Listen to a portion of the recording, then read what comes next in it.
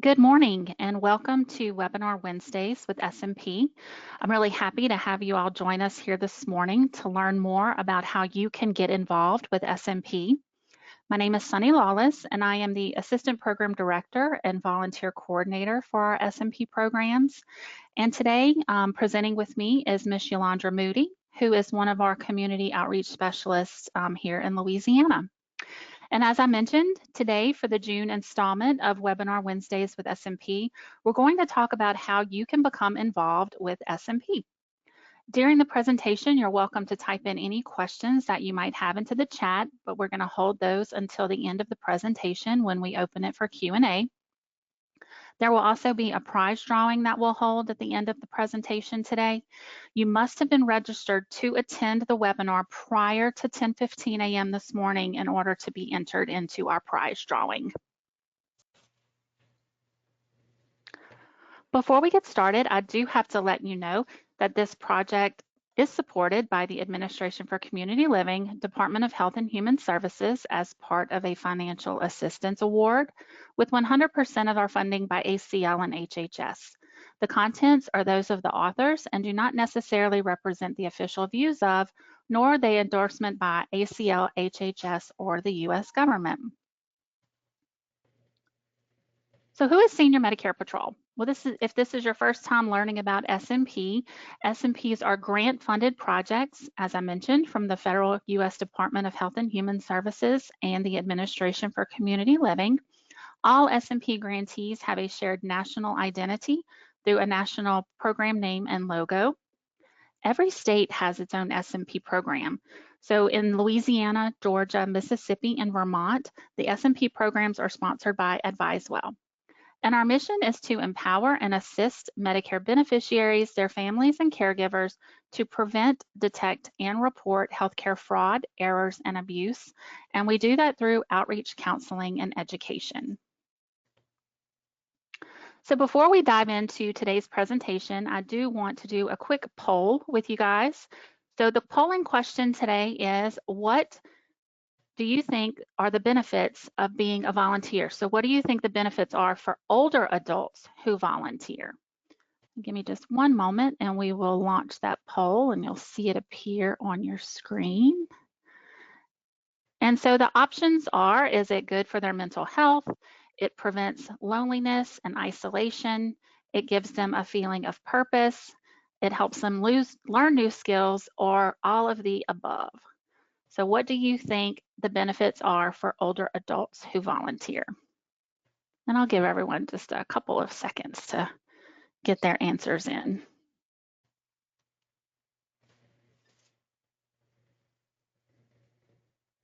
Okay, we're at about 73%, so just a few more seconds, get those answers in.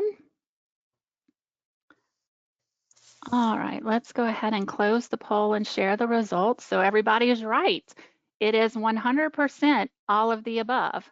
So everything, all of these benefits are for volunteering. So let's go ahead and close the poll. Get us back to our slides. There we go.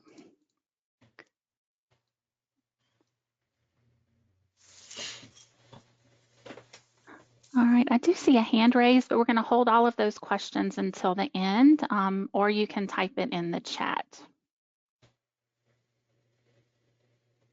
All right, so there are many, many benefits we know of volunteering for older adults, and we're going to go through a few of them that were shared by Vantage Aging. So yes, it's good for your mental health. Volunteering keeps the brain active, which contributes to mental health. Meaningful and productive activities can help you feel happier and have a positive outlook on life. According to the National Institute on Aging, volunteer may also lower your risk of dementia and other health issues. Another is it prevents loneliness and isolation. So we know that social isolation is a major issue that many older adults face. The feeling of loneliness and few interactions with others can negatively impact a person's health. Getting out into the community and volunteering promotes socialization, plus individuals who engage in volunteering activities experience a shorter course of depression than those who do not. Another one, it gives you the feeling of purpose. So as we grow older, our sense of purpose might begin to fade. You know, our kids grow up, we become empty nesters, and they move out of the house, we retire from our jobs, and some physical activities might become more difficult. So regaining a feeling of purpose through volunteering can help older adults feel recharged with a new zest for life. It can also be a motivating factor for setting and accomplishing other goals. It also helps you meet new friends.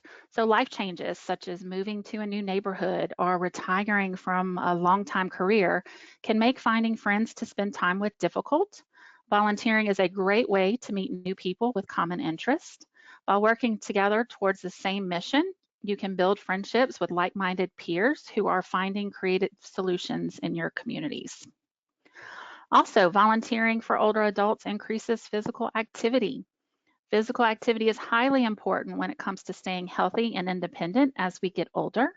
Volunteering keeps you moving, whether you're serving meals at a shelter, helping to clean up your local parks, or even walking around the neighborhood with someone as a companion. And lastly, it helps you learn new skills.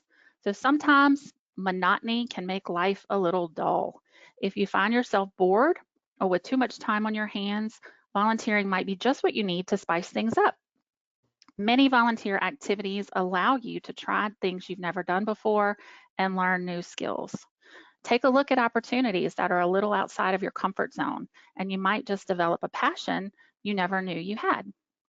So now that you know why you should volunteer, we're going to talk a little bit about volunteering for the SMP program. So why SMP? Well, the SMP program offers volunteers an opportunity to make an important difference in their own community. Volunteers take pride in working to ensure that the Medicare program will be protected for future generations. SMP volunteers receive training on the basics of Medicare and healthcare fraud, errors, abuse, and scams. Once their training is complete, they are better aware of the scams that can affect some of our most vulnerable beneficiaries. Our volunteers also participate in bi-monthly webinars and various training opportunities throughout the year. Depending on where you live, sometimes you might have the opportunity to work with a fellow volunteer or even one of our other community outreach specialists at presentations and community events. We also hold a volunteer appreciation event during the month of April. We celebrate National Volunteer Month and Week. Volunteering for SMP is also a great activity for couples, so you can work together with your spouse or partner to give SMP presentations and attend health fairs. Now let's hear from a couple of our volunteers on why they chose to volunteer for the SMP program. So joining us today, we have Ms. Lynn Rosenblatt in Georgia and Dr. Thomas, who is here in Louisiana. So Ms. Lynn, I'm going to unmute your line, and you might just have to unmute your phone as well so you can share with us why you volunteer with SMP. Well, I worked in the Medicare program for over 25 years, and I did compliance, and that was clinical compliance. So I really was very familiar with the charges and the codings and what Medicare pays and what they don't pay and how they pay and all that kind of stuff. So when I retired, I was looking for something that would use those skills, but I also wanted something that I didn't have to travel long distances because I am handicapped. And I had seen an article in the AARP magazine about SMP, and it attracted my attention. So I set it aside. And then when I did finally retire about 3 or 4 years ago, I went back to it and looked at it and decided that, yes, this would be an ideal opportunity. And you know, it is, because for me it's a very good fit. I don't do the outreach programs and that type of thing because like I said, I am handicapped, and I don't drive full distances, and traffic in Georgia is terrible. But I also write the Q&A newsletter, and each month Sunny gives me a topic, and then I research it, and I can pull from a lot of my old files things that I know are a problem. And scams and all kinds of things. People don't understand Medicare, and this gives me a chance to explain it in a way when I'm not personally involved with the same person. When I go to meetings and things, people always ask me, "What do you do?" and what about this? I try not to zero in on personal questions, but I do know that when I do the Q&A, I can identify things that make people nervous and anxious and need guidance. So that's why I volunteer for SMP.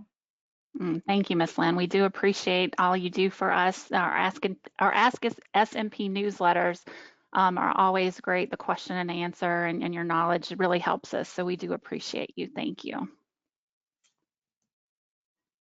All right, and let's see, Dr. Thomas, I'm going to unmute your line. You just have to unmute your phone as well, and you can share with us why you volunteer with SMP.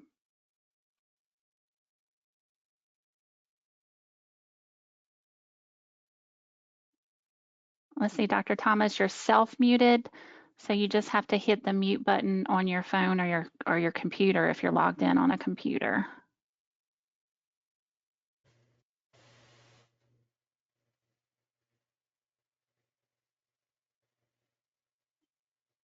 Oh, I'm sorry, we still can't hear you. Looks like you're still muted.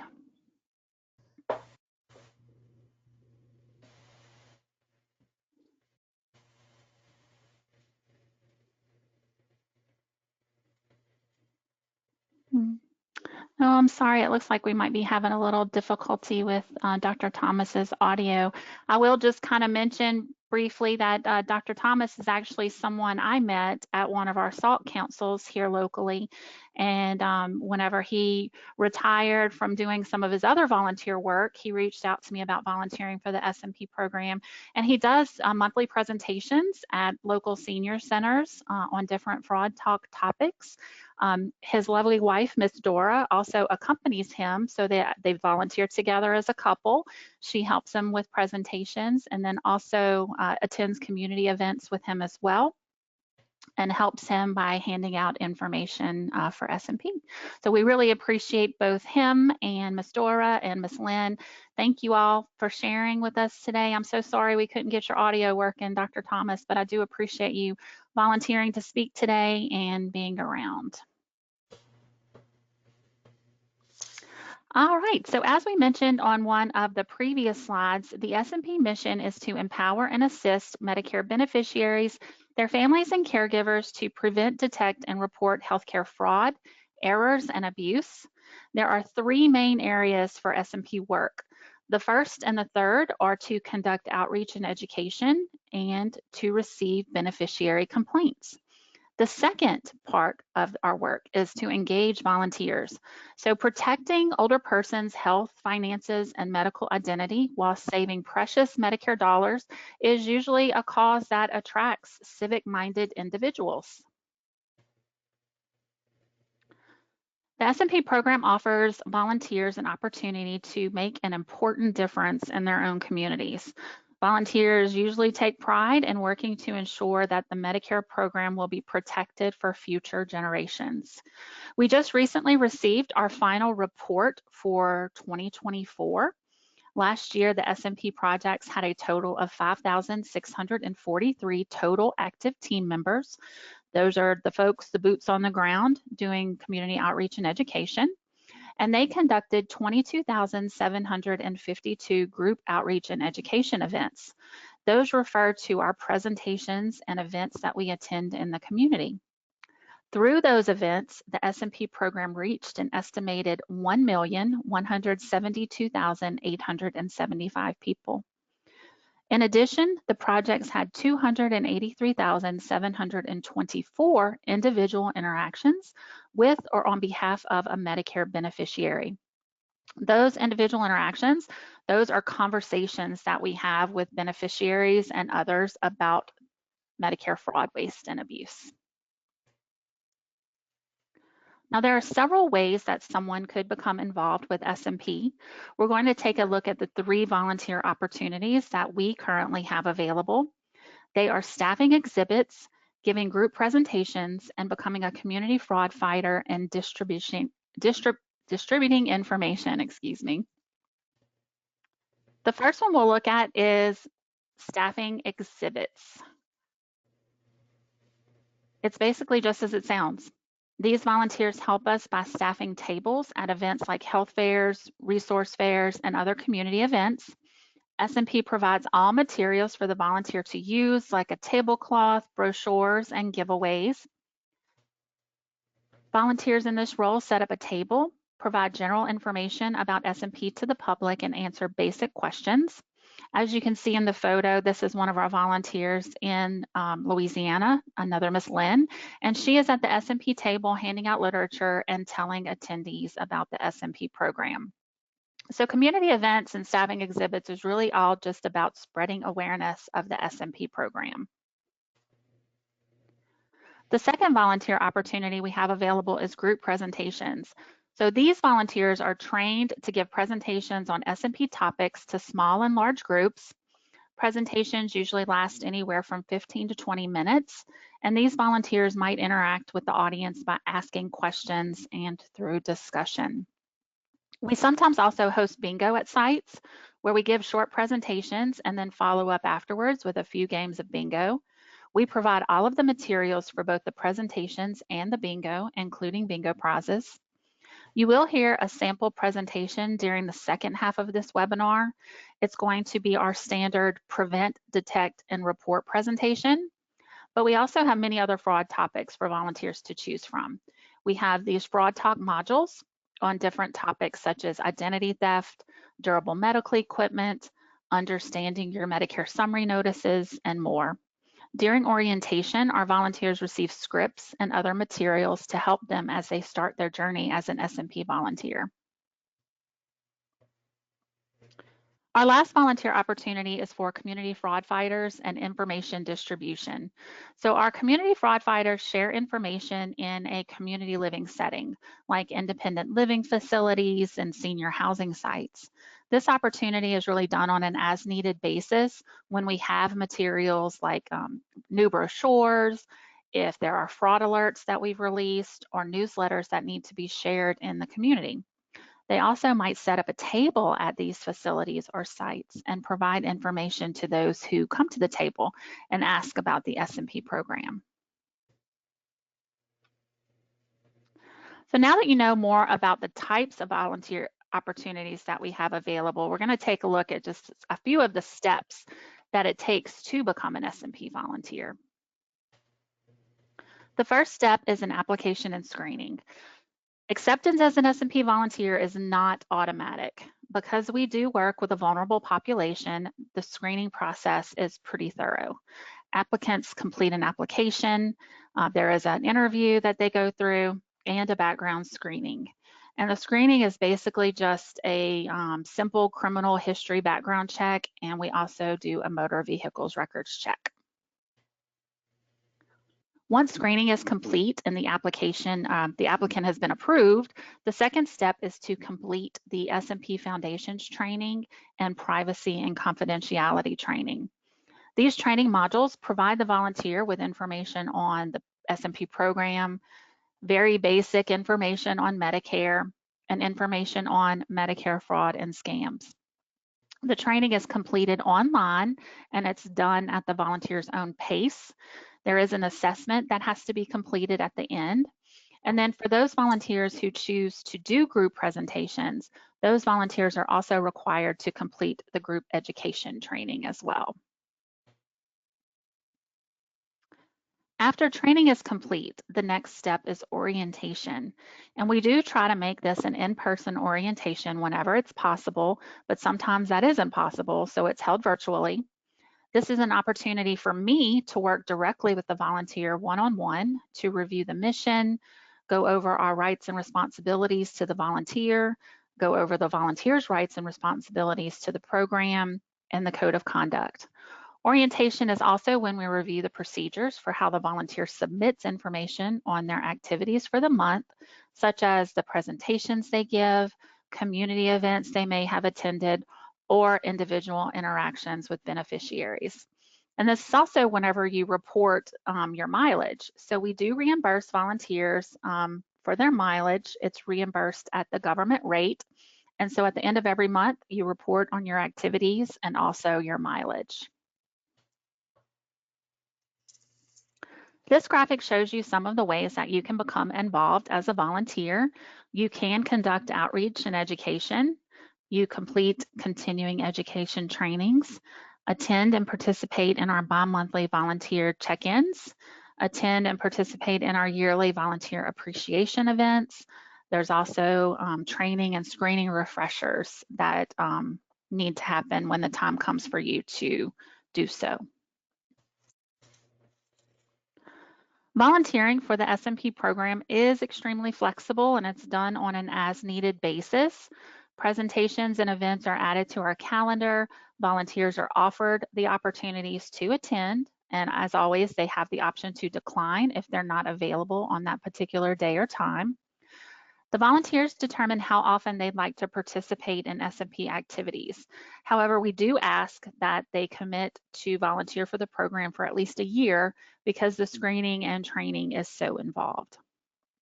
Scheduling events can sometimes be a little bit tricky, but I do work with the volunteers one-on-one to see what their schedule might look like for the coming month, and then work to fill opportunities for them when they're available. And we also encourage volunteers to find opportunities for themselves within their own communities. So here's a look at some of our volunteers in action at different events. As you can see, Miss Gloria here, she is working a community event where she set up a table and she's there handing out SMP information and giveaways.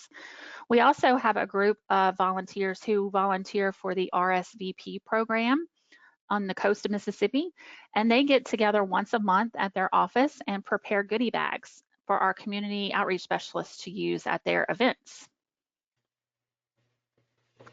And here are some photos from our volunteer appreciation events that were held earlier in April to celebrate National Volunteer Week and Month. So if volunteer sounds like something you might be interested in, there's some ways for you to get started. You can call us at 877-272-8720. You'll complete an application screening and training, and then we get you involved in some opportunities. And I've also attached some handouts that you should be able to download if you like. There is the new volunteer brochure and also an information packet that has a copy of our application in it. So if you think volunteering for SMP sounds like it would be a good fit for you, you would just need to fill out that application and send it in, and that's kind of what gets the process going.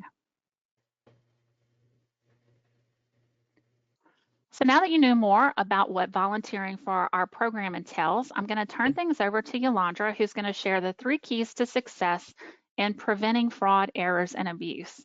And these 3 keys are tips that a volunteer would be sharing during a typical SMP presentation. Yolandra? Our 3 keys to success in preventing Medicare fraud, errors, and abuse are prevent, detect, and report. A lot of people can relate to PDR just as a shortened version of that, but those 3 keys are important to remember: prevent, detect, and report. Next slide. Prevent Medicare fraud. Our first key: share your Medicare number only when absolutely necessary, such as at a doctor's office or a pharmacy. Never, ever give your Medicare number out to anyone other than in a medical setting. Only carry your Medicare card with you when you know you're going to use it. A lot of people have an issue with that. They think they should carry it on them and have it when they need it. But if you should lose your purse or your wallet, your card is then exposed to the public, to possible scammers, and it's just a lot easier to not carry your card and to be safer. Remember that Medicare will not call you to ask for your Medicare number for any reason. We always encourage Medicare beneficiaries not to answer calls from numbers they don't recognize. If you do answer one of those calls, absolutely do not give out your Medicare number for any reason. Keep records of your medical visits and procedures that take place and any medical equipment that's ordered. It's very important to keep a record. That record doesn't have to be any formal process. You can keep the record on your calendar. You can keep it on some type of tablet, binder, or journal that you might have. And SMP also has journals that we are happy to provide you with. You can call us for one of those, or you can check with your community outreach specialist at an event that you may attend. Next slide. Our second key, detect Medicare fraud. Review your Medicare summary notices or explanation of benefits for inaccurate information, such as medical appointments that you did not attend, or if you would double bill for an appointment that you did attend.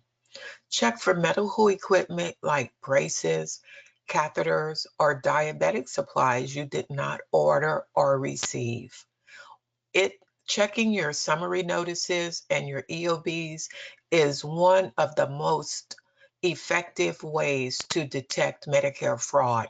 If there is something on your statement that you did not receive, something that you do not recognize, something that does not coordinate with your record that you are keeping, then you should definitely check into that. Next slide. Our third key is to report suspected fraud, errors, and abuse. If you receive a suspicious call, hang up immediately. Do not interact. Do not try to reason with. Do not speak to suspicious callers. Call your provider or your plan if you have questions about charges from an appointment. Do not be afraid to ask questions. There is no bad question. Always inquire if you have doubts about something. Call us at the SMP hotline if you suspect fraud against your Medicare or with any other concerns. Our hotline number, 877-272-8720. You will find this number on any SMP giveaway that you may get at a senior event. You will find it on all of our written materials. Keep this number handy. Next slide. Together, we can fight Medicare fraud. You can call us to report potential healthcare fraud and discuss related concerns, or to request us to attend your event. We are happy to come out for speaking engagements. We are happy to come out to any senior events. We are happy to come to senior centers, councils on aging, any place where seniors are, we want to be. Please visit our website for more information about the SMP program in your state. I'm going to turn things over back to Ms. Sunny now. All right, thank you, Yolandra. You can also follow us on Facebook and other social media platforms to stay up to date on the latest scams impacting older adults in your community. If you want, you can scan the QR code with the camera on your cell phone to be guided to our different, it's a link tree. So there's options for you to access our Facebook, also our YouTube and podcast, Sip and Learn with SMP, which is available on Spotify and Apple. Our state-specific SMP pages are especially a great resource for older adults and their care partners to find out about how hot scams are happening. As soon as we learn about them, those are posted to our Facebook pages. So those stay current and up to date, and you would find out the latest information about what's going on in your state. So coming up next month for Webinar Wednesday with SMP, we're going to be talking about durable medical equipment. That is our Fraud Talk topic of the month is DME fraud and scams. That's going to take place on July 30th at 10:30 Central, 11:30 Eastern. So be on the lookout for invitations to register for that. All right, so now it is time for our prize drawing. Everyone who registered to attend before 10:15 a.m. this morning has been entered onto our prize wheel, and our winner is going to receive a $25 Amazon e-gift card. If you'll give me just one moment, let me pull up that wheel, and you do have to be present to win. Everyone's name is here, so let's go ahead and give it a spin and see who our winner is this month.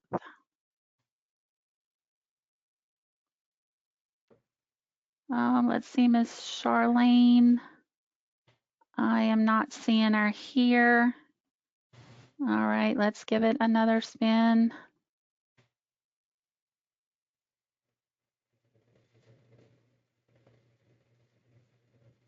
And that would be, no, I don't see them here as well. I think Charlene is with the Lafayette Council on Aging, maybe. Let's see. Let's try this again.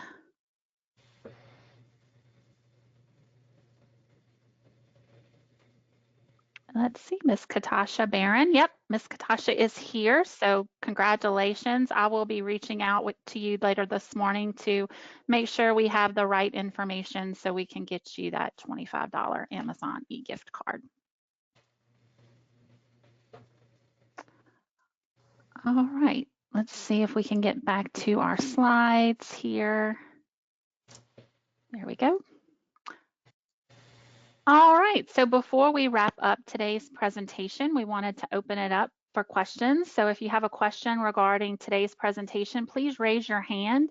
If you look to your go-to control panel, you'll see a little hand button, and you just click on that hand to raise it. If you have any questions, just get that hand raised and we will unmute your line.